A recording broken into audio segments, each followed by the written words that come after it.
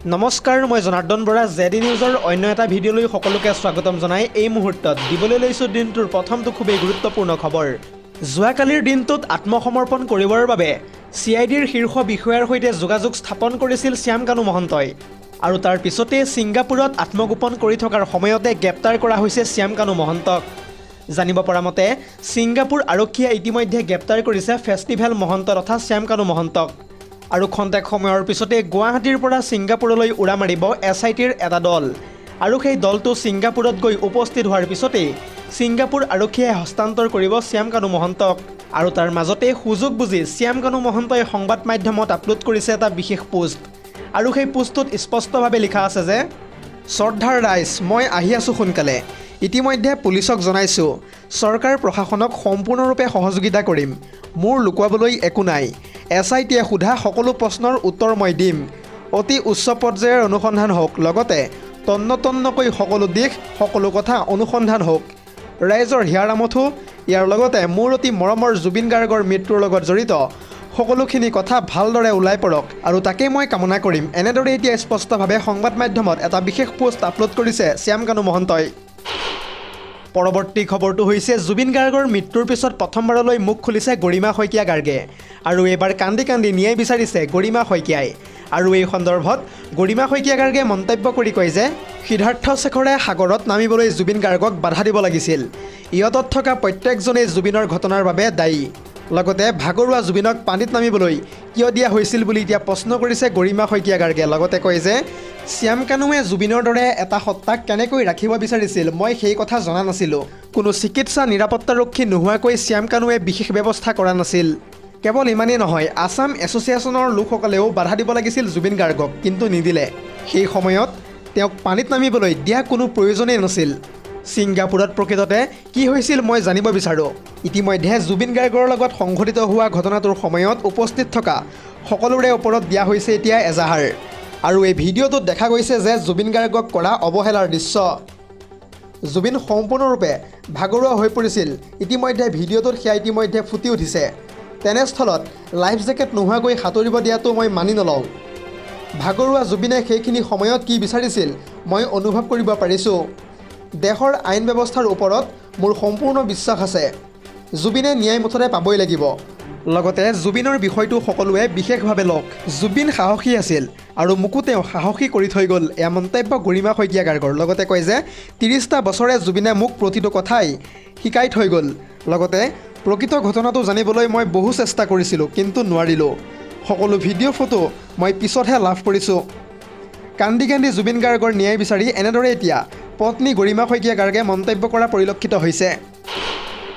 পৰৱৰ্তী খবৰটো হৈছে এইবাৰ জুবিন গাৰ্গৰ মৃত্যুৰ ন্যায় বিচাৰি সৰব হৈ পৰিছে বিধায়ক অখিল গগৈ। জুবিন গাৰ্গে ন্যায় নাপালে বিধায়ক পদ ত্যাগ কৰিবলৈ কৈ এতিয়া সাজু আছে বিধায়কগৰাকী।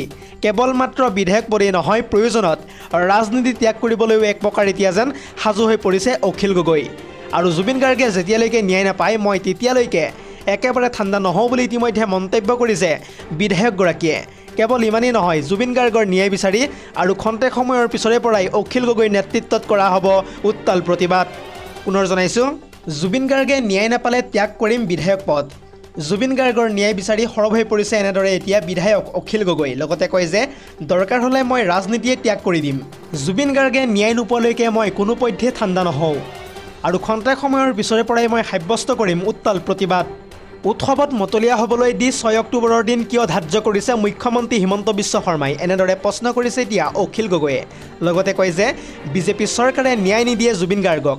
জুবিন গাৰ্গে ন্যায় নাপালে মই ত্যাগ কৰি দিম বিধায়ক পদ। জুবিন গাৰ্গৰ ন্যায় বিচাৰি এনেদৰে এতিয়া সৰব হৈ পৰিছে বিধায়ক তথা অখিল গগৈ ডাঙৰীয়া। দৰ্শকসকল, আৰু বহুতো গুৰুত্বপূৰ্ণ খবৰ আছে। যদিহে আপুনি এতিয়ালৈকে এই ভিডিঅ'টোত লাইক কৰা নাই তেন্তে এতিয়াই লাইক কৰি দিয়ক। আৰু এনেধৰণৰ খবৰসমূহ সদায় পাই থাকিবৰ কাৰণে চেনেলটো ছাবস্ক্ৰাইব কৰি কাষতে থকা বেল আইকনটো প্ৰেছ কৰি ৰাখিবলৈ একেবাৰে নাপাহৰিব। আজিৰ আমাৰ পৰৱৰ্তী খবৰটো হৈছে জুবিন গাৰ্গৰ মৃত্যুৰ ঘটনাক লৈ SITয়ে ইতিমধ্যে লাভ কৰিছে বহুতো তথ্য। শীঘ্ৰেই জুবিন গাৰ্গৰ মৃত্যুৰ ঘটনাৰ লগত জড়িত প্ৰত্যেকজন অপৰাধীকেই গ্ৰেপ্তাৰ কৰিব অসম আৰক্ষীয়ে। এটা অতিকৈ ডাঙৰ খবৰ জনাইছোঁ জেডি নিউজৰ সমূহ দৰ্শকক, কিয়নো জুবিন গাৰ্গৰ ঘটনাক লৈ SITয়ে ইতিমধ্যে লাভ কৰিছে বহুতো তথ্য। সকলো তথ্য আদালতত দাখিল কৰা হ'ব, কিন্তু এতিয়া ৰাজহুৱা কৰাৰ সময় নহয়। তথ্য ৰাজহুৱা কৰাটো আইন বিৰোধী হ'ব মুখ্যমন্ত্ৰীৰ নিৰ্দেশ মৰ্মে তদন্ত প্ৰক্ৰিয়া ইতিমধ্যে নিকাভাৱে চলি আছে।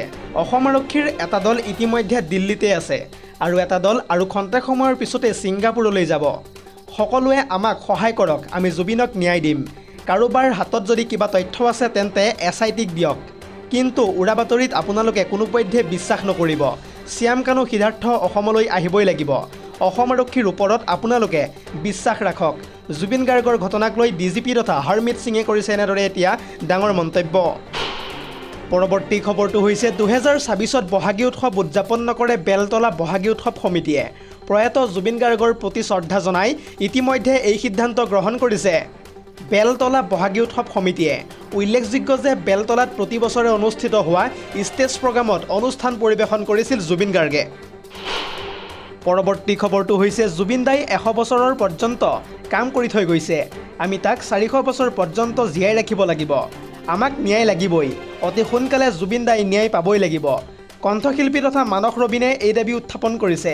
ইয়াৰ লগতে মানস ৰবীনে মন্তব্য কৰি কয় যে চৰকাৰে অতি সোনকালে কঠোৰ ব্যৱস্থা গ্ৰহণ কৰক, অন্যথা আমি প্ৰতিবাদ কৰিবলৈ বাধ্য হ'ম। জীয়াই থাকোঁতে এসময়ত জুবিন গাৰ্গে কৈছিলে যে মই 100 বছৰ পৰ্যন্ত কাম কৰি থৈ গৈছোঁ, কিন্তু আমি সকলোৱে জুবিন গাৰ্গৰ সেই কামক 400 বছৰ পৰ্যন্ত জীয়াই ৰাখিব লাগিব। পৰৱৰ্তী খবৰটো হৈছে আন এটা বহুতেই বেছি গুৰুত্বপূৰ্ণ খবৰ, কিয়নো কণ্ঠশিল্পী তথা নীলোৎপল বৰাৰ বিৰুদ্ধে দিছপুৰ থানাত দাখিল কৰা হৈছে এতিয়া এজাহাৰ। গ্ৰেপ্তাৰৰ দাবীৰে গুৱাহাটী যুৱ সাংবাদিক সমাজে বৰ্তমান সময়ত এজাহাৰ দাখিল কৰিছে দিছপুৰ থানাত। গায়ক নীলোৎপলে সাংবাদিকৰ কেমেৰা ভাঙিম বুলি দিছিল ভাবুকি। জুবিন গাৰ্গৰ মৃত্যুৰ পিছতে কাহিলীপাৰাস্থিত গৃহত প্ৰদান কৰিছিল এই ভাবুকি। ছ'চিয়েল মিডিয়াত সেই ভিডিঅ'টো ভাইৰেল হোৱাৰ পিছতেই সৰব হৈ পৰিছে এতিয়া সাংবাদিক সমাজ। নীলোৎপলৰ উচতনিতে ঠায়ে ঠায়ে বিক্ষিপ্ত ঘটনা সংঘটিত হোৱাৰো এতিয়া অভিযোগ তোলা হৈছে আৰু তাৰ পিছতে নীলোৎপল বৰাৰ বিৰুদ্ধে এতিয়া দিছপুৰ থানাত দাখিল কৰা হৈছে এজাহাৰ। পৰৱৰ্তী খবৰটো হৈছে শ্যাম কানু মহন্তৰ পিছতে এতিয়া যিকোনো মুহূৰ্তত মেনেজাৰ সিদ্ধাৰ্থ শৰ্মায়ো আত্মসমৰ্পণ কৰিব। CIDৰ কঠোৰ একশ্যনৰ পিছতে এতিয়া হাহাকাৰ লাগিছে সিদ্ধাৰ্থ শৰ্মাৰ। এটা জৰুৰী খবৰ জনাবলৈ লৈছোঁ ZD নিউজৰ সমূহ দৰ্শকক, কিয়নো যিকোনো মুহূৰ্তত মেনেজাৰ সিদ্ধাৰ্থ শৰ্মায়ো আত্মসমৰ্পণ কৰিব। ইতিমধ্যে আৰম্ভ কৰা CIDৰ একশ্যনৰ পিছতে হাহাকাৰ লাগিছে বৰ্তমান সময়ত। মুখ্যমন্ত্ৰীয়ে যিহেতু সিদিনা 36 ঘণ্টাৰ সময় বান্ধি দিছিল আৰু তাৰ সময় ইতিমধ্যে উকলি গৈছে। মুখ্যমন্ত্ৰীৰ ডেডলাইনৰ পিছতে এতিয়া হাহাকাৰ লাগিছে প্ৰায় সিদ্ধাৰ্থ শৰ্মাৰ জীৱনত। ইতিমধ্যে ফেচবুকত পোষ্ট দি আৰক্ষীক খবৰ জনাই আত্মসমৰ্পণ কৰিছে শ্যাম কানু মহন্তই। সিদ্ধাৰ্থ শৰ্মাৰো মোবাইল ইতিমধ্যে লোকেশ্যন ট্ৰেক কৰিছে আৰক্ষীয়ে। শ্যাম কানুৰ পিছতে এতিয়া সিদ্ধাৰ্থ শৰ্মায়ো আত্মসমৰ্পণ কৰিব বুলি ইতিমধ্যে ইংগিত পোৱা গৈছে। আজিৰ আমাৰ পৰৱৰ্তী খবৰটো হৈছে পুনৰ বিতৰ্কত সোমাই পৰিছে জ্যেষ্ঠ আৰক্ষীৰ অধীক্ষক তথা লীনা দলে। এইবাৰ নিজ কন্যাৰ নামত ভুৱা STৰ প্ৰমাণপত্ৰ উলিওৱাৰ অভিযোগ উঠিছে লীনা দলেৰ বিৰুদ্ধে। ৰাষ্ট্ৰীয় অনুসূচিত জনজাতি আয়োগৰ তদন্তত ইতিমধ্যে পোহৰলৈ আহিছে এই ভয়ংকৰ জালিয়াতি। পুনৰ জনাইছোঁ, জ্যেষ্ঠ আৰক্ষী অধীক্ষক লীনা দলেক লৈ বিতৰ্কৰ সৃষ্টি হৈছে। এইবাৰ নিজ কন্যাৰ নামত STৰ ভুৱা প্ৰমাণপত্ৰ উলিওৱাৰ অভিযোগ উঠিছে লীনা দলেৰ বিৰুদ্ধে। ভুৱা প্ৰমাণপত্ৰৰে দিল্লীৰ বিশ্ববিদ্যালয়ত নামভৰ্তি কৰিছিল কন্যাই। ৰাষ্ট্ৰীয় অনুসূচিত জনজাতি আয়োগৰ তদন্তত পোহৰলৈ আহিছে এই ভয়ংকৰ জালিয়াতি। দিল্লী বিশ্ববিদ্যালয় আৰু অসম চৰকাৰলৈ ইতিমধ্যে অভিযোগ পত্ৰ প্ৰেৰণ কৰা হৈছে। লীনা দলে আৰু কন্যাৰ বিৰুদ্ধে গোচৰ ৰুজু কৰাৰ পৰামৰ্শ প্ৰদান কৰিছে এতিয়া আয়োগে। ইতিমধ্যে দিল্লীত মৰিচ নগৰ থানাত এজাহাৰ দাখিল কৰিছে দিল্লী বিশ্ববিদ্যালয়ৰ কৰ্তৃপক্ষই আৰু তাৰ সমান্তৰালকৈ অসম চৰকাৰকো SSP লীনা দলেৰ বিৰুদ্ধে কঠোৰ ব্যৱস্থা গ্ৰহণ কৰাৰ পৰামৰ্শ প্ৰদান কৰিছে এতিয়া আয়োগে। আপোনালোকে হয়তো জানে যে কিছুদিন পূৰ্বে গোলকগঞ্জত অপ্ৰীতিকৰ পৰিস্থিতিৰ সৃষ্টি কৰিছিল এইগৰাকী লীনাই আৰু তাৰ পিছতেই লীনা দলেই অপসাৰিত হৈছিল ধুবুৰীৰ SSP পদৰ পৰা। ইয়াৰ পূৰ্বে SI জোনমণি ৰাভাৰ গোচৰতো জড়িত আছিল এইগৰাকী লীনা দলে। পৰৱৰ্তী খবৰটো হৈছে মাত্ৰ এবাৰ লগ কৰিব বিচাৰিছে জুবিন গাৰ্গৰ পৰিয়ালক। জুবিন দাই যেনেকৈ হওক মুঠতে ন্যায় পাবই লাগিব, মই যি কৰিব লাগে তাকে কৰিম বুলি ইতিমধ্যে মন্তব্য কৰিছে জুবিন গাৰ্গৰ সহযোগী বাদ্যযন্ত্ৰী শেখৰজ্যোতি গোস্বামীয়ে। CIDৰ কাৰ্যালয়ত পুনৰ জেৰাৰ বাবে হাজিৰ হৈ এনেদৰে এতিয়া মন্তব্য কৰিছে শেখৰজ্যোতি গোস্বামীয়ে। News desk report ZD news.